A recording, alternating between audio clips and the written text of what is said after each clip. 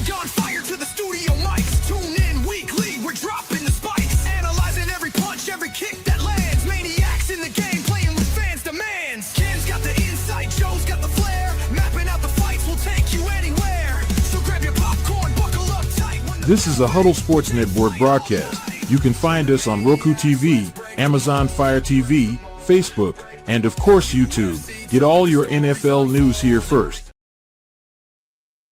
What's up, guys?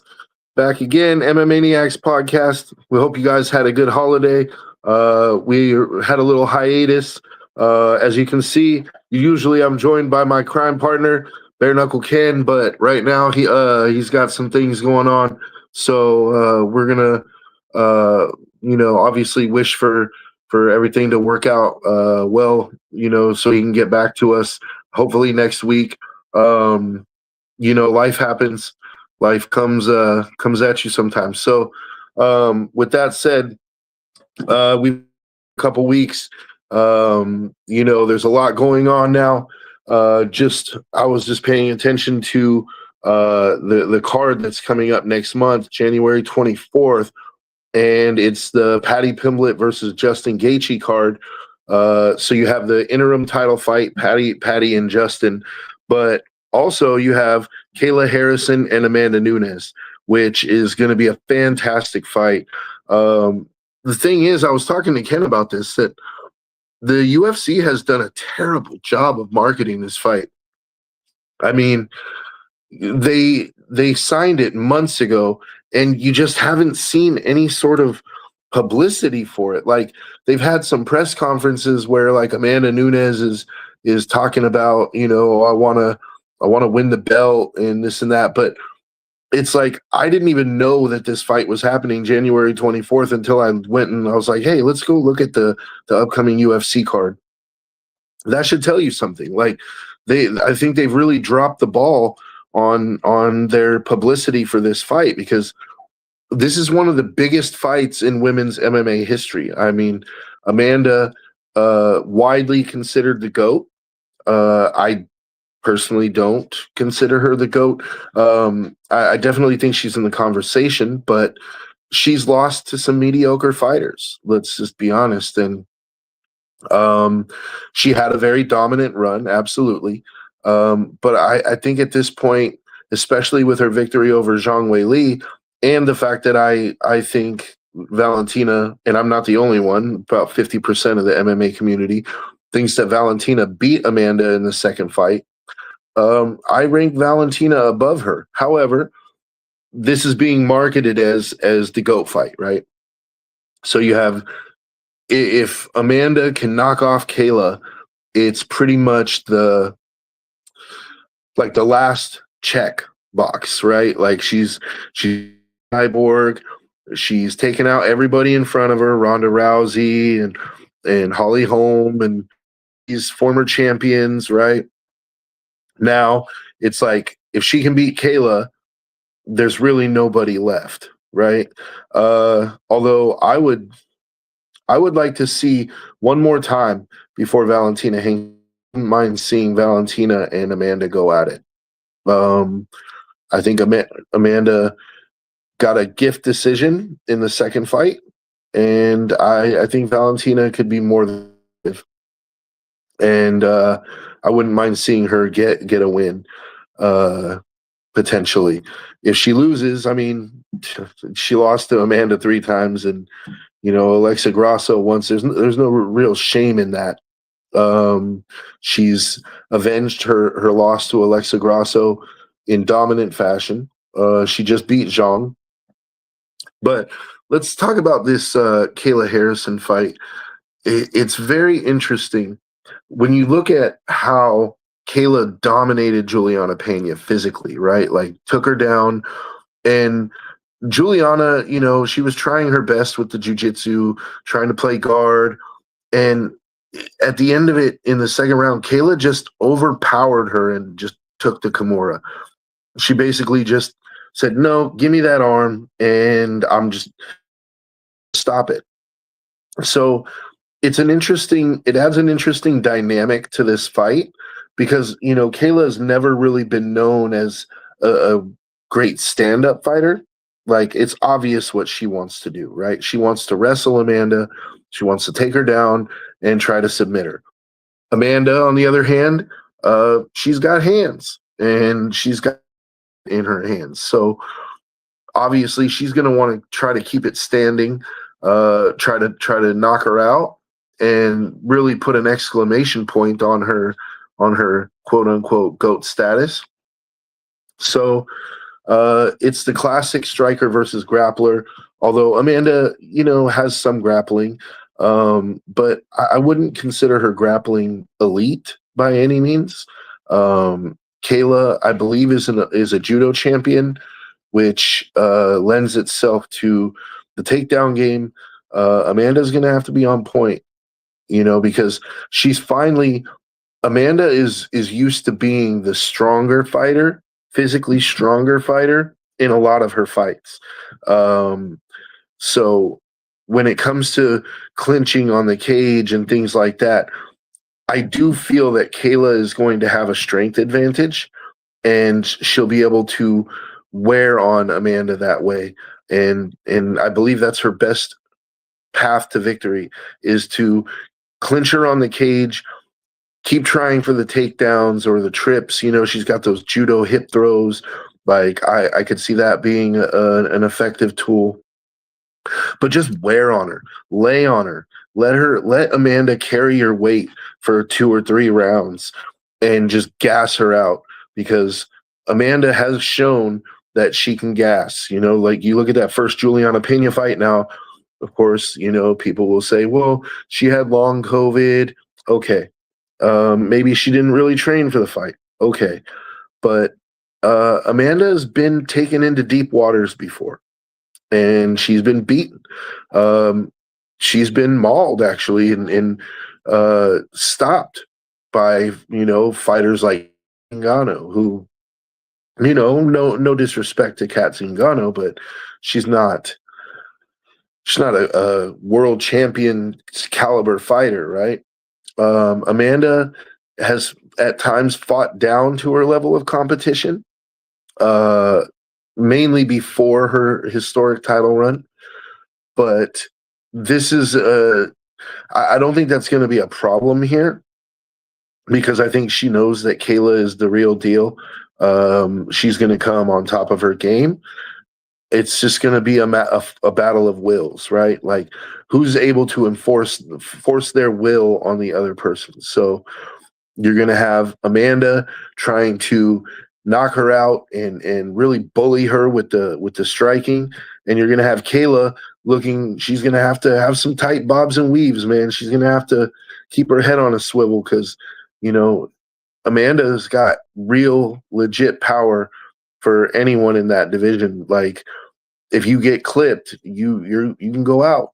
She put Cyborg out. She put quite a few fighters out. So Kayla's going to have to be very crafty, which I don't think should be too big of a problem. She's going to have to get her into the cage, I think, and just lay on her and just make her carry her weight, and just gas her out. And by the 3rd round, I think it'll be Kayla's fight, because Amanda won't have any more steam on her punches. It should be Kayla's fight at that point. Am I making that prediction?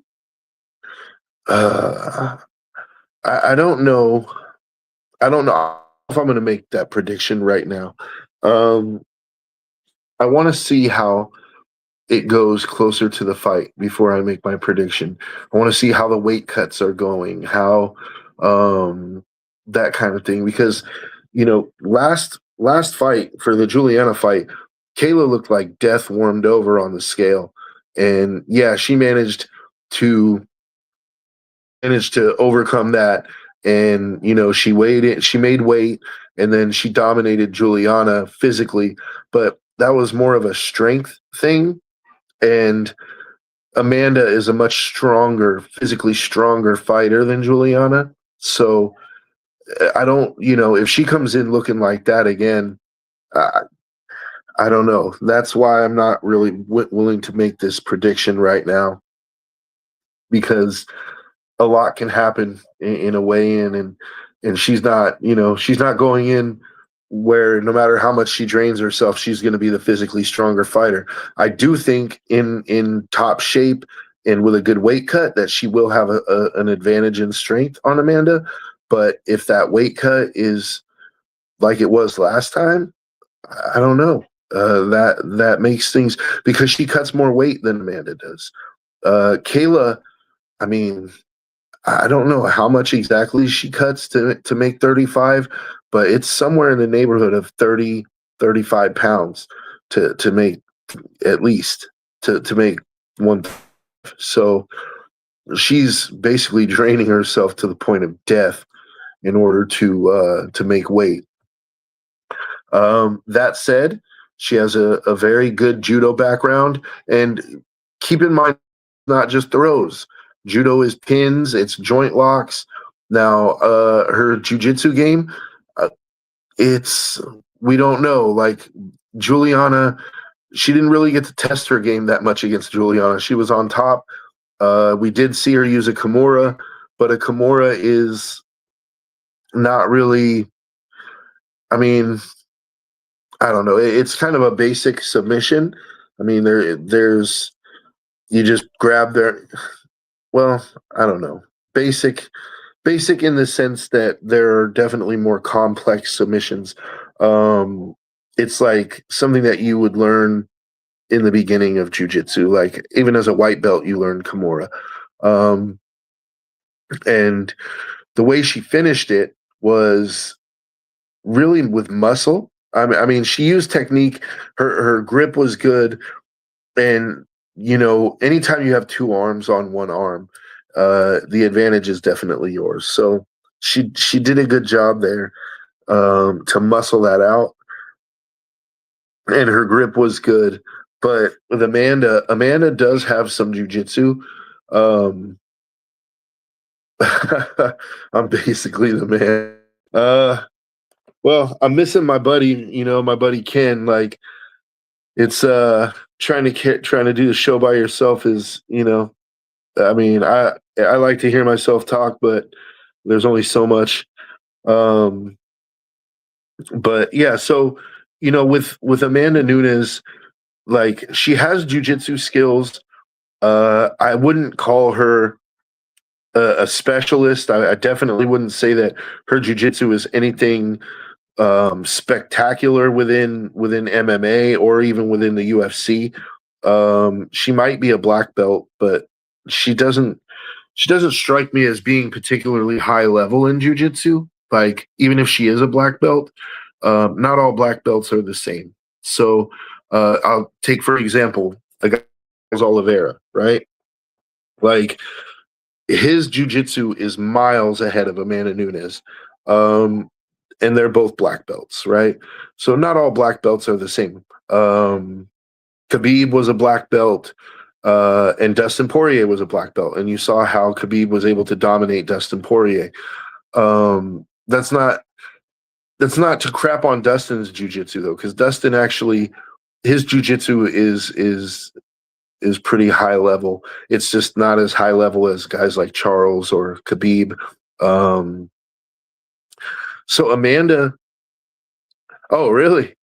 That's cool, man. Like I said, Amanda, I struggle with Amanda Nunes in where to place her. Like obviously the majority of MMA fans place her as the women's GOAT, but I don't, because if we're being honest, she's lost to some mediocre fighters in her career, like I said, like Kat Zingano, and in those fights, it was basically what happened with Juliana Pena.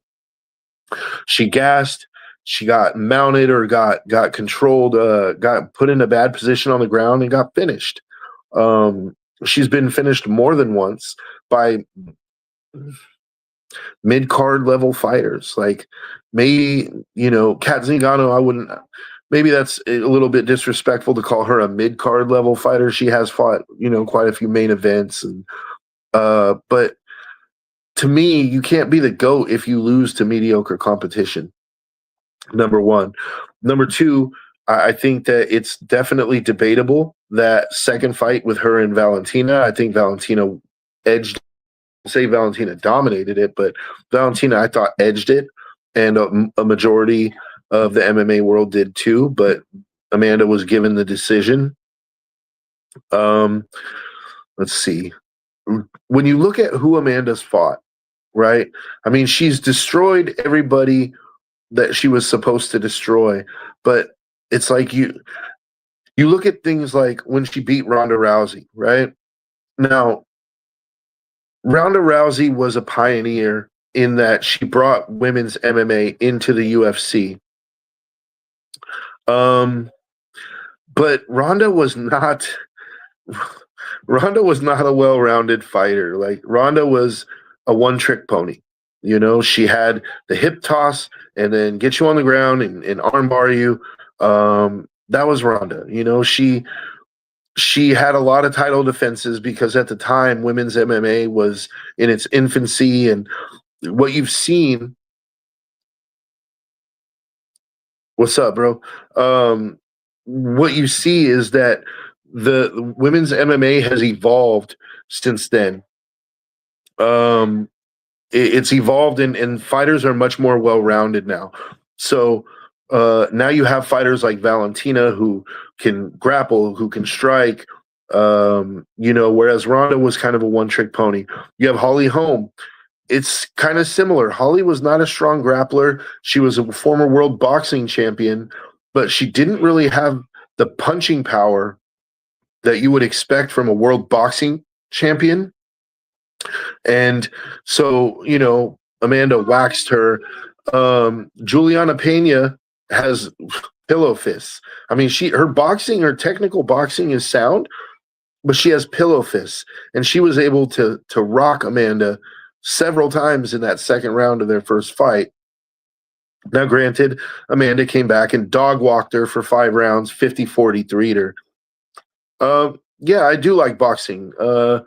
I think boxing is a very good. If you're going to learn martial arts for self-defense, I think boxing is definitely the one that you want for boxing or kickboxing for stand-up.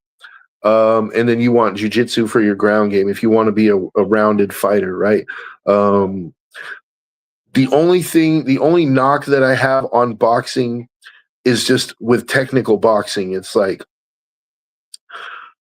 It's technical boxing and MMA boxing are two different things, right? MMA boxing is not as technical as technical boxing because you also have to defend elbows, knees, things like that. So technical boxing, you're only defending against 2 weapons, 2 fists. Whereas with MMA, you're defending against 2 fists, 2 elbows, 2 knees, 2 feet. It's just a lot. It has to be a lot more versatile. So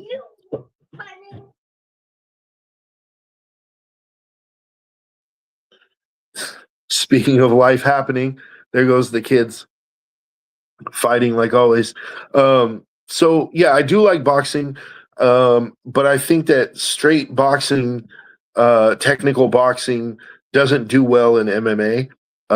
You've seen professional boxers come before, like James Toney, and he absolutely got demolished. And James Toney was one of the greatest, boxers in history. Like he was a middleweight, light heavyweight champ. Beat some of the greats in the game, but he got manhandled by Randy Couture. So it's boxing translates well in a street fight, but not so much in an MMA match. But I definitely think it's something that you should have in your repertoire. I think Amanda was the best woman fighter for more than 2 years. I think she had a good 3, 4, 5-year run. But the thing is that she beat everyone she was supposed to beat, but the women's MMA was limited in its roster for a while. You had a lot of basically specialists, people that were either solely kickboxers or solely jujitsu people. I think you're seeing MMA, women's MMA now has evolved, and it's continuing to evolve, where you're starting to see more well-rounded fighters all around in all of the divisions. And so it's a good thing for women's MMA because it's going to mean more exciting fights. It's going to mean, better level of competition. Because even right now, if you look at it, like take bantamweight for example, after Kayla Harrison, who's left? Is the winner going to fight Juliana Pena again? I mean, you look at flyweight, right? Like Valentina has handled pretty much all the flyweights. Like she handled Fiorot.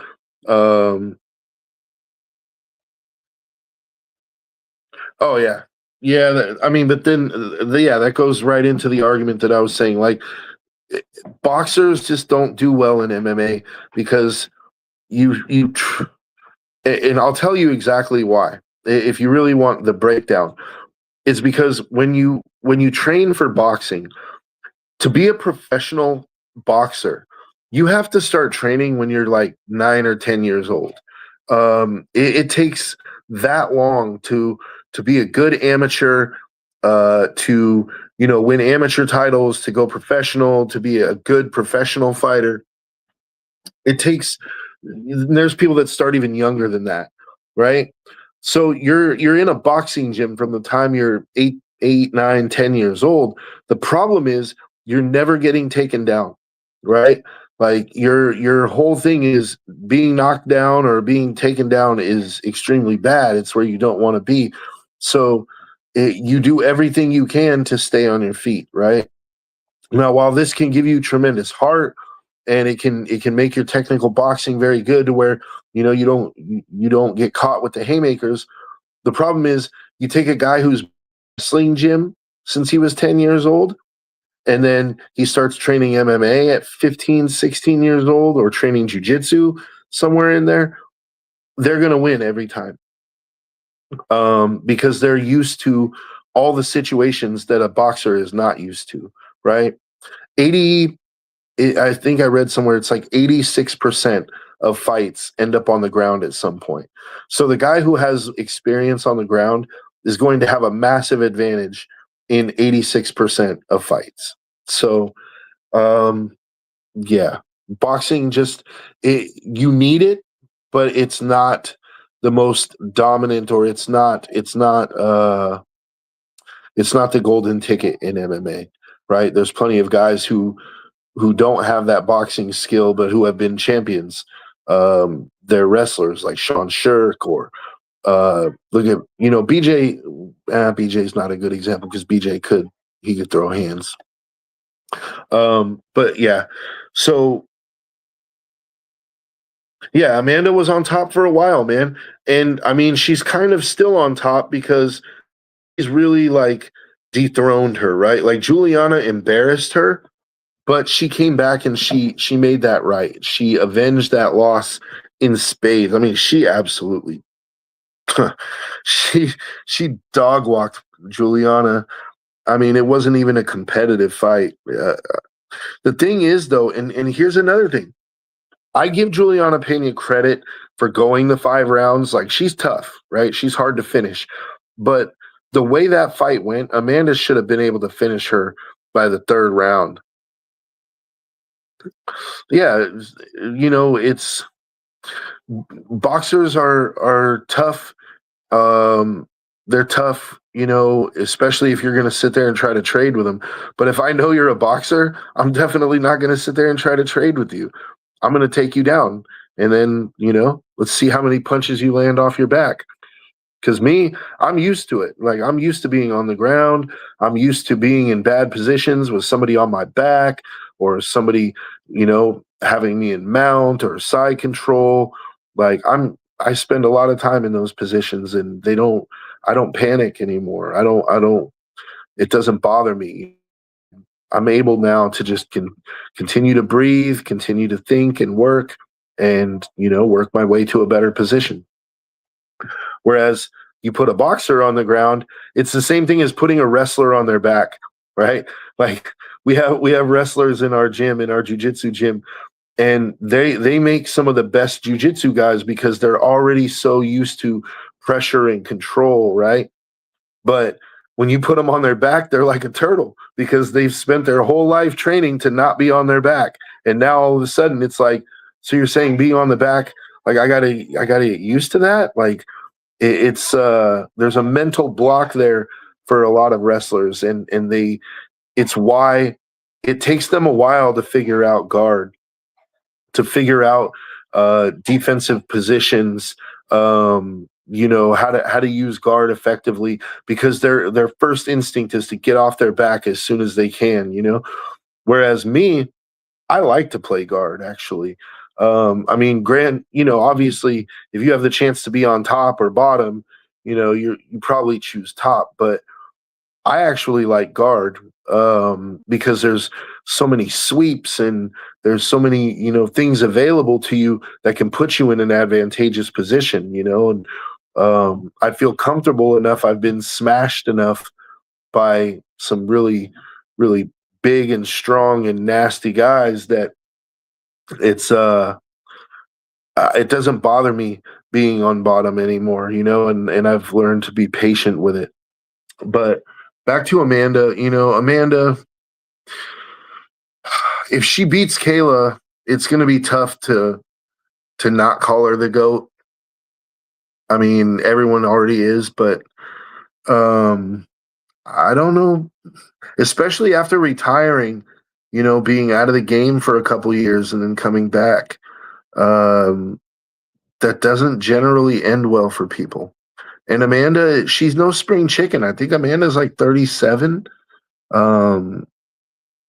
So with women's MMA, there's not enough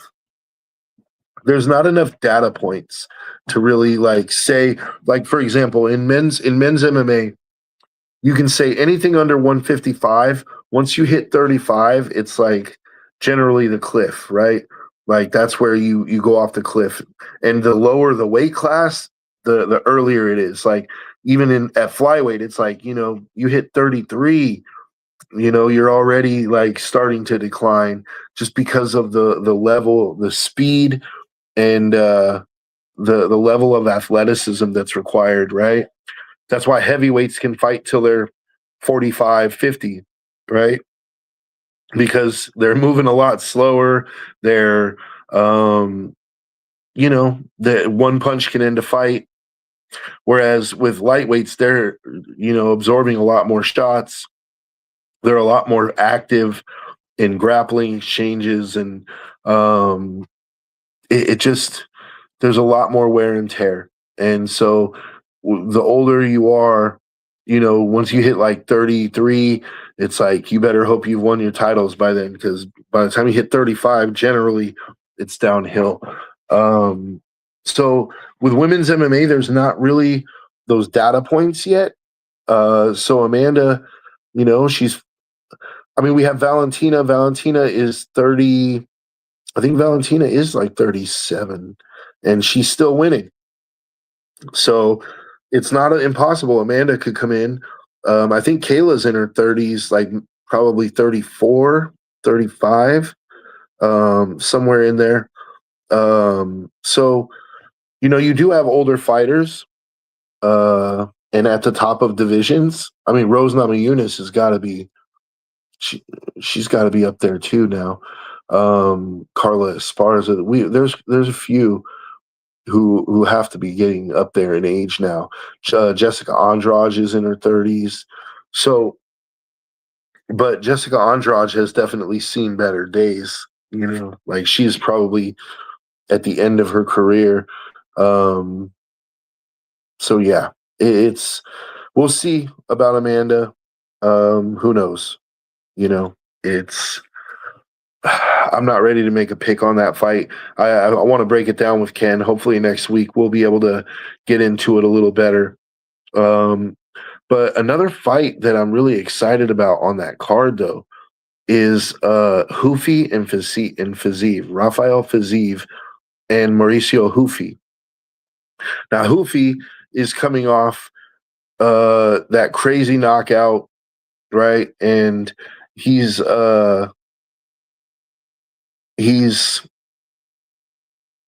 Houfi is a top 10 guy, and he's trying to get up to a title shot.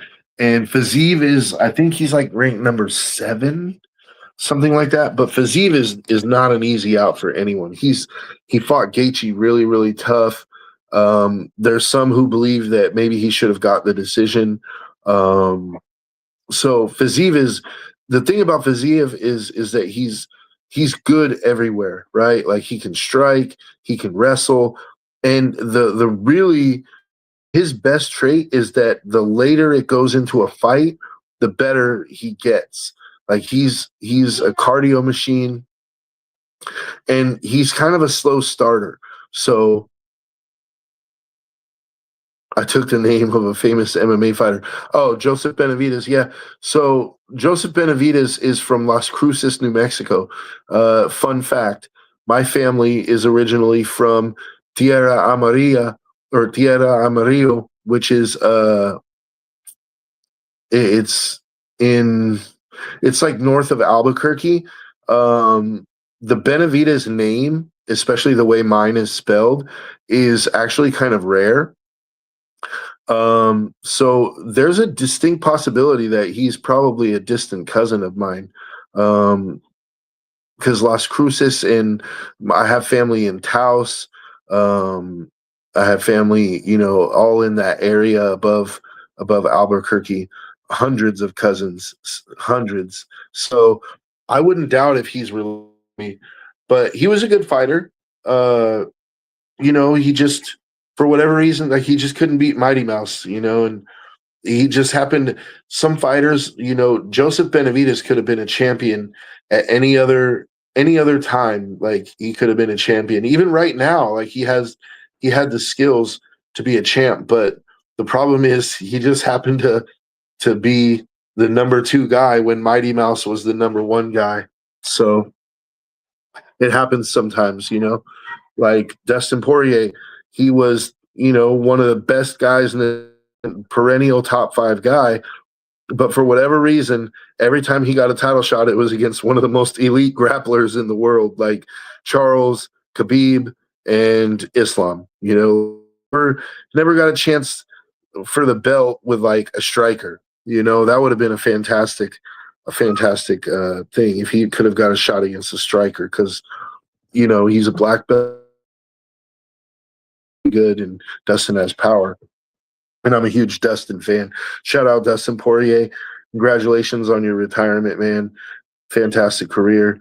And you did it the right way, which is, that's obviously something that we care about, jiu-jitsu guys care about, is doing it the right way. No PEDs, no controversies, no, just being a class act. A good sportsman, a good individual, not getting arrested and all those kind of things. Just being an A+ human being. So congratulations, Dustin. But Fiziev versus Houfi is a fantastic fight. I think it's the perfect test for Houfi, because Houfi he's fought guys who are like fringe top 10 guys, and he's beaten them. Fiziev at number 7 is like, it's a tough one, man, because the only reason Fiziev is at number 7 is because the top 5 is just so loaded. Like, you have just too many killers in the top 5. Fiziev, if like once Justin Gaethje retires, Max Holloway retires, that's 2 spots opened up. Fiziev will probably be in that top 5. He's a phenomenal fighter. Houfi is a devastating striker. He's very studious. Like you can tell he watches a lot of fight film, and he finds openings like in his film training. He This is just how it seems to me from when I watch him. It's like he finds openings, and then he'll come with something in the fight, right? He'll give you a new look every fight, and it's different for every opponent. Um, this fight, it might be a check left hook. The next fight, it might be a spinning elbow. The next fight, it's just he sees something that's open, and he usually finishes the fight with that technique. So Fazeev, though, he's hard to finish. And as the fight goes on, he gets stronger, and he's gonna really try to put pressure on Hoofy, like wrestling pressure, and not just wrestling pressure, but striking pressure. Like he's the kind of guy that walks you down relentlessly. He's just gonna put pressure to see if you break. Now Hoofy is kind of used to um being loose with it. Like he's not, he likes to be on the front foot, so that's going to be an interesting thing. Like he likes to be the one kind of attacking, um but Fazeev also likes to be the one attacking. So one of them's gonna have to lead, and one of them's gonna have to follow. And so I think that'll be a big tell in the fight, is does Hoofy allow Fazeev to sort of dictate? Does he allow him to pressure him? Or does he look to like land something really clean and strong early, so that to try to change Fazeev's mind, to try to back him off of, okay, maybe I can't just walk this guy down the whole fight, right? Because if he lets him walk him down, it's going to be, in my opinion, it's going to be a dangerous fight for Hoofy. The more that Fazeev gets to pressure you, the more his pressure becomes. So the stronger it becomes, the more intense, and the more he becomes just, like I said, like a snowball. That would be the best way to describe Fazeev, is like, he starts off slow. It takes him a minute to get rolling. But once he gets rolling, he starts picking up snow, and then he just overwhelms you with just pressure and volume wrestling, volume striking. So it's going to be interesting to see if Hoofy can solve that puzzle, because Hoofy can knock anyone out. He has crazy power, just like Prodis. He has crazy power, but what do you do when you hit a guy with everything you've got and he doesn't go to sleep, and he doesn't go away, and this guy is still in your face, not allowing you to breathe, just following you, chasing you around the cage? There's a psychological aspect to it as well, where you start to get frustrated. Like, dude, I've hit this guy with shots that would knock out a horse, and this guy's still standing here. Like, and not just still standing here, but he's still chasing me. Like, there's a panic that starts to set in. So that's a big question in this fight for me, is can Fazeev force Hoofy to hit the panic button? Right? Can he take what Hoofy has to give? That's another huge question. Can he take Hoofy's best shot and keep going, keep pressuring? That's why this is such a fantastic fight. I'm really excited about that fight. And hopefully if Ken's back next week, we'll be able to break it down, like with the striking aspect of it. We'll go through the ground game of it.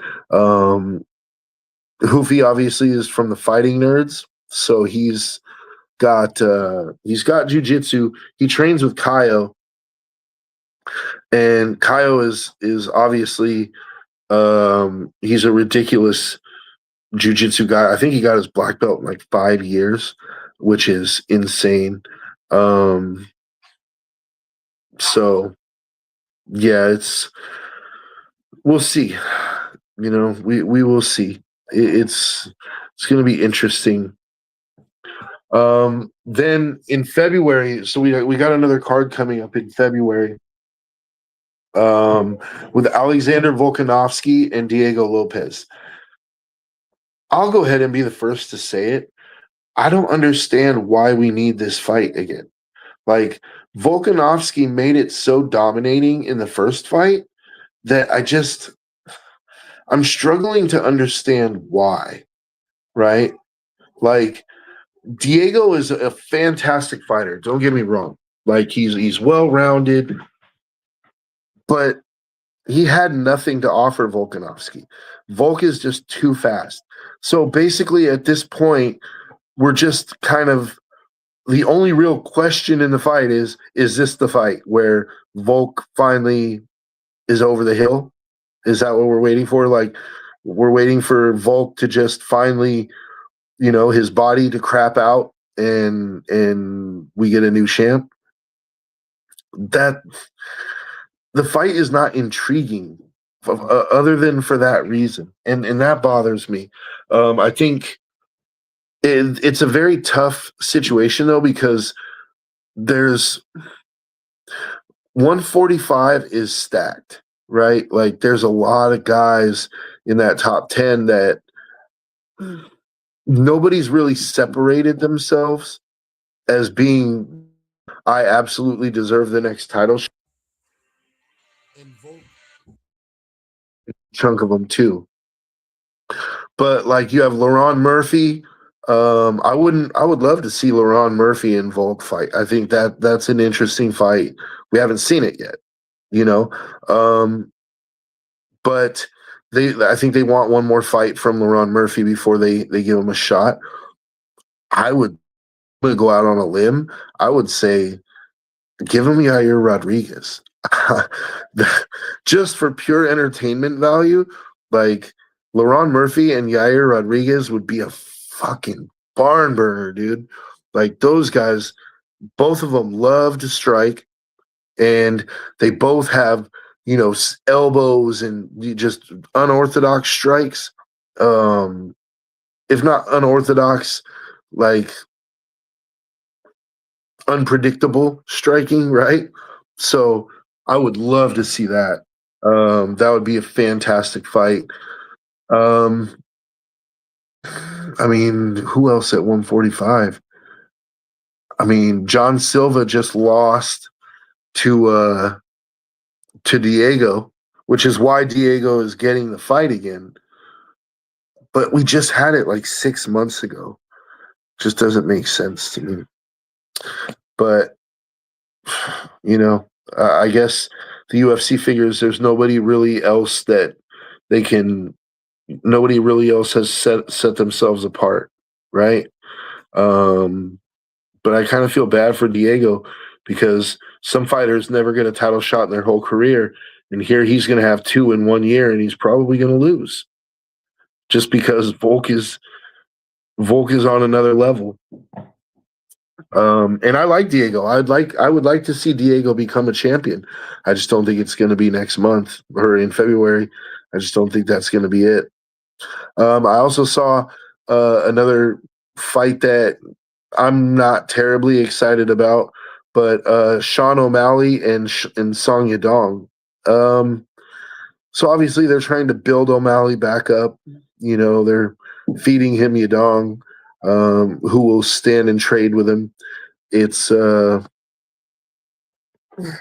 mean, it's basically like in Jurassic Park when they like tied the goat up to the post, and then they in the T-Rex pen, right, or in the Velociraptor pen. It's like they're feeding Yadong. They're feeding Song Yadong to Sean O'Malley to try to build O'Malley's credit back up after he just got devastated by Merab.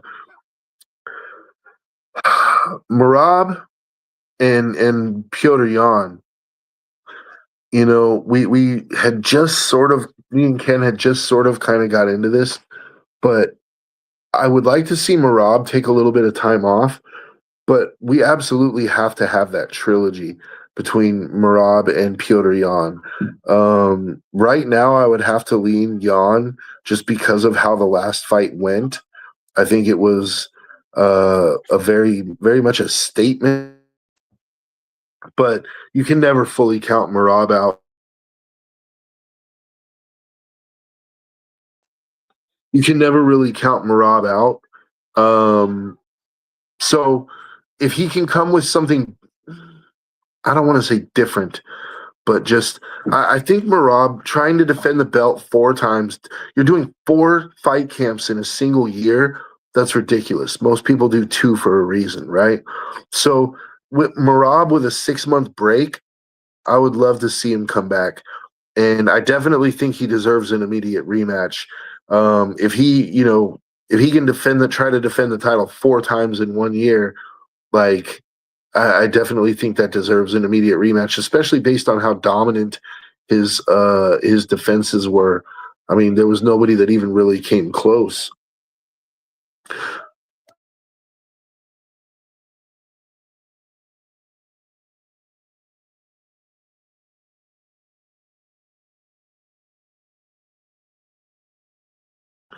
So yeah, it's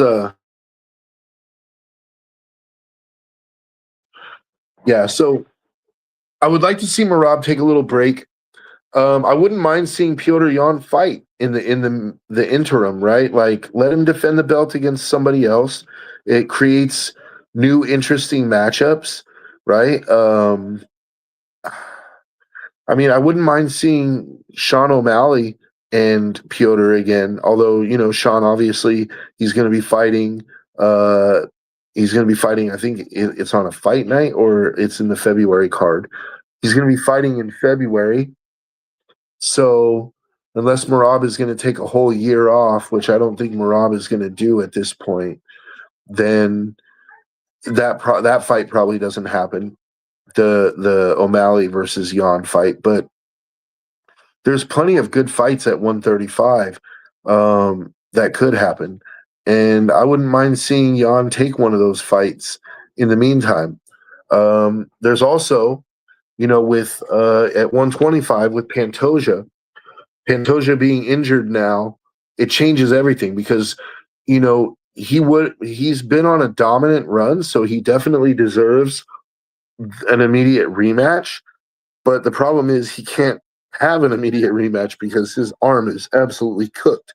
So in the meantime, why not have Joshua Van fight a guy like Manel Kopp or Hoyval or Brandon Moreno or I'm done seeing Ursig fight. Like I don't really want to see Steve Ursig get the shot, but let him fight one of these guys that's in the top 5 to 7. Let him defend the belt, and if he loses, then it's sort of like the ball never lies kind of thing, right? Like then maybe he doesn't really deserve to be champ. If he wins, then it's good because it's like he cements himself as the champ, and then he comes back for we circle back to that Pantoja fight, which was what we were supposed to see all along, right? And hopefully Pantoja has been working on his side falls. Like right? Like side fall, it's white belt stuff, man. Although I will say my professor is very impressed with Pantoja's jiu-jitsu. He said that Pantoja is a good grappler. He doesn't understand why Pantoja wouldn't accept the takedown, why he wouldn't just, fall. He yeah, my professor was kind of like in awe about that. He's like, I don't understand, you know, you're good on the ground. This guy Joshua Van, nobody really knows if he's good on the ground or not because he's only been standing up. You definitely have the advantage on the ground. Why are you so worried about letting him take you down? Like, and it wasn't a true takedown, right? He caught the high kick, lifted his leg up, and lifted it up to the point where, okay, now Pantoja can't lift his leg any higher, so he goes down, right? It's like, why are you afraid to go down? Like you should have just side fall and invite him into your guard. Like, come on, like. But now it's like you lost the belt. You lost all the money that goes along with having the belt. You lost time in your prime. Like that's something that can't be understated. Like Pantoja is in his physical prime and he was dominating. And not to mention, it's like losing the belt. Now it's like you had a streak of defenses going, right? Now that starts all over. So as far as making history goes, like your reign has been interrupted and now it starts all over again if you can win the belt back from Joshua Van. And so to me, that's just all because you didn't want a side fall. I don't know. But men's flyweight is going to be interesting. You got guys still hanging around there like Kai Kara France, who I really like, but I kind of view Kai Kara France as always the bridesmaid, never the bride, right? Like he's good enough to be a perennial top 5 guy, but I just don't ever see him really being a champion unless this would be a perfect matchup. Him and Joshua Van, that would be the best opportunity for Kai Kara France to win a belt would be if he could get this matchup with Joshua Van. And it would be a phenomenal fight. They're both phenomenal strikers. That would be an absolute dogfight. I would be up for that. Manel Kopp is also another very strong striker. I wouldn't mind seeing that. Hoyval, Joshua Van already beat Hoyval, so that doesn't really excite me. Brandon Moreno, I would like to see Moreno and Joshua Van. I think it would be a very interesting fight, but Moreno's already got a fight booked, and he's coming off like 2 or 3 straight losses right now in very, very close fights. A couple really tight split decisions, and then he got by Tyra in the last fight, but that was it's such it's frustrating because he wasn't in any real danger. He got stopped because of a position, right? Like he was on his stomach. He was like proned out. He was taking shots, but the shots weren't really damaging him. But the ref decided like, oh, well, he's probably not going to get out of this position. We'll go ahead and stop the fight. So Brandon Moreno's got his back against the wall. Like he needs a win. He needs a win bad, like bad. And if he can get that win and start fighting up the rankings again, that'll be good. That'll be good for him. I think he still has. I don't know. It's tough to say. I mean, he's already a 2-time champ, but the problem for him is he's not getting any younger. I think he's like 35 right now, 34, and he's an old 34.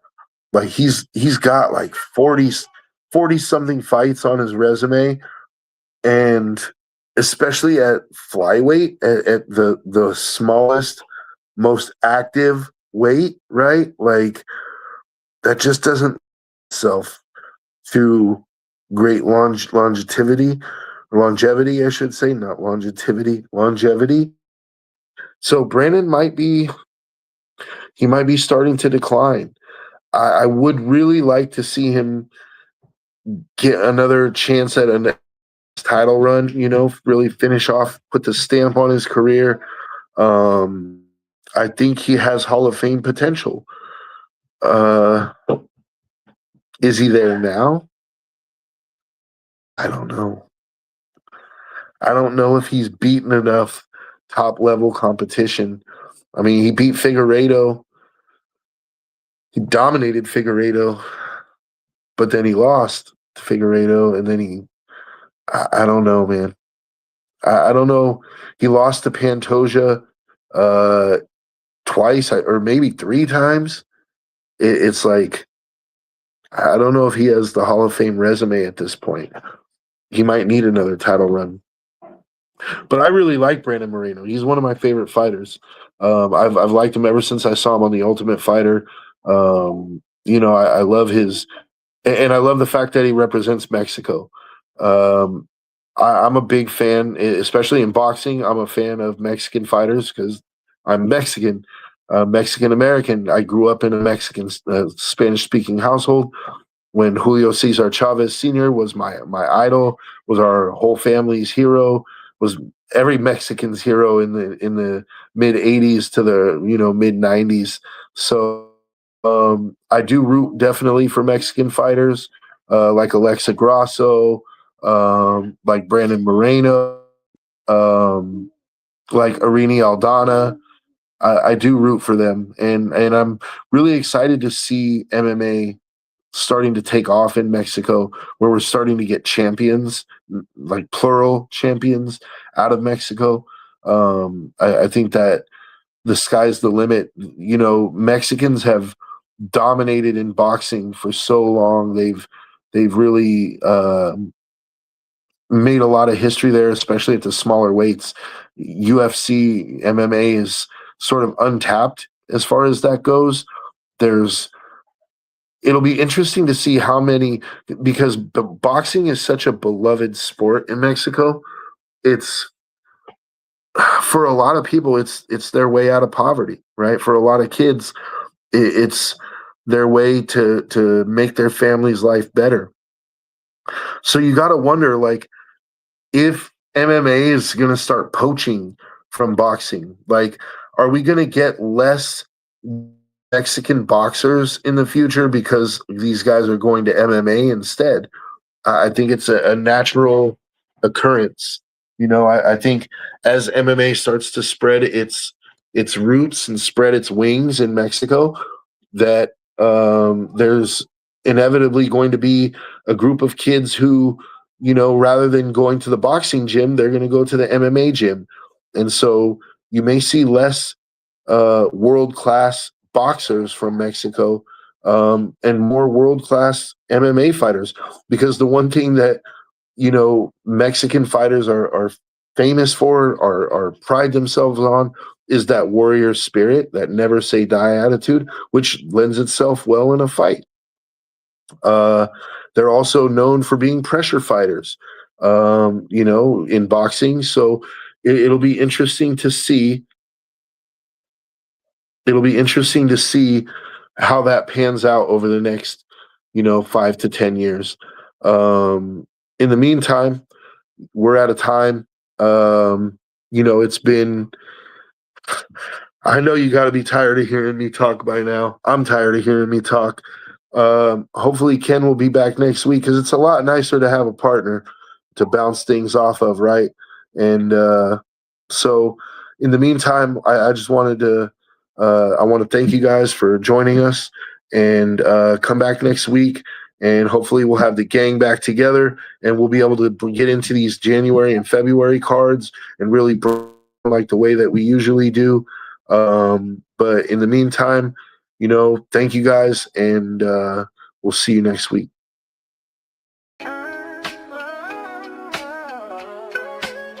Yeah, yo, it's game time, ain't no messing around. Huddle Sports Network, the best in town. From NFL rumors to the latest trends, we got all your sports, just tune in, my friends. Catch us on Roku, Fire Stick, take your pick. Facebook, YouTube, where the action's slick.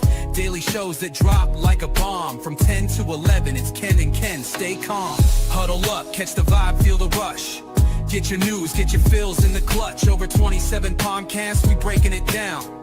Join the team, Huddle Sports, wear the crown. Live every weekday, it's how we roll. Lions Talk with Jeremy B, we taking a stroll. From 11 to 12, don't miss a beat. We break down the game, make the info sweet. The Daily Huddle Podcast, noon to 1. CST Zone, we're just having fun. Toss your doubts, we bring the facts. Tune into the Huddle.